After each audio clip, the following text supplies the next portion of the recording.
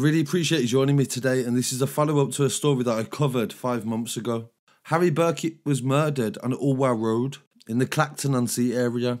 Last time I covered this story, a 16-year-old had been charged with his murder, and today he's been convicted. The court has released CCTV footage of the moment that Harry was turned down from a nightclub because he didn't have ID on him, and himself and a friend walked into town, or the two girls they came with went on into the nightclub. On Saturday the 11th of September 2021, Harry and his friend walked into town and met a man and a woman.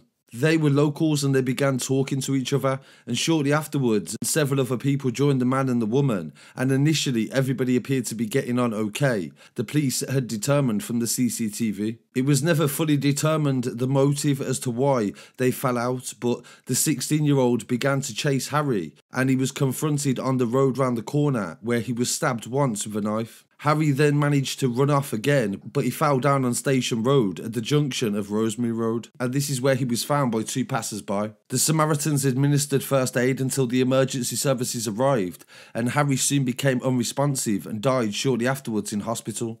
On the 12th of September 2021, a post-mortem revealed the cause of death was a single stab wound to the chest, and a murder investigation was launched. Harry was very popular, and his sister Abby Elliott said, "You're always going to be in our heart." And Brooke Elliott, his other sister, said, "When I think about him, I'm filled with happiness because Harry was never sad and he was such a bubbly character."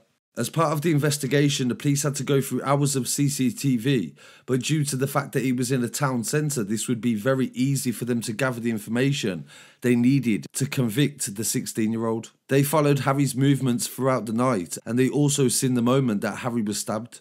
The suspect was arrested at an address in Ipswich, and he was taken into custody on September the 15th. The teenager has not been named due to legal reasons, but he was charged and convicted of murder and also possession of an offensive weapon at Chelmsford Youth Court. He denied murdering Harry and said it was self-defence, but the 16-year-old was convicted on the 2nd of March. Speaking after the verdict, Harry's family said, "We will always remember Harry as our handsome boy who had the brightest blue eyes and lit up any room that he walked in. He's no longer with us, but we have not forgotten him, and he's part of our family. Harry will always be here with us in our hearts and spirit." They paid tribute to the loving, caring young man that Harry had become, and said that he was loved by his aunties, uncles, cousins, sisters and Nan, and they were proud to have known Harry.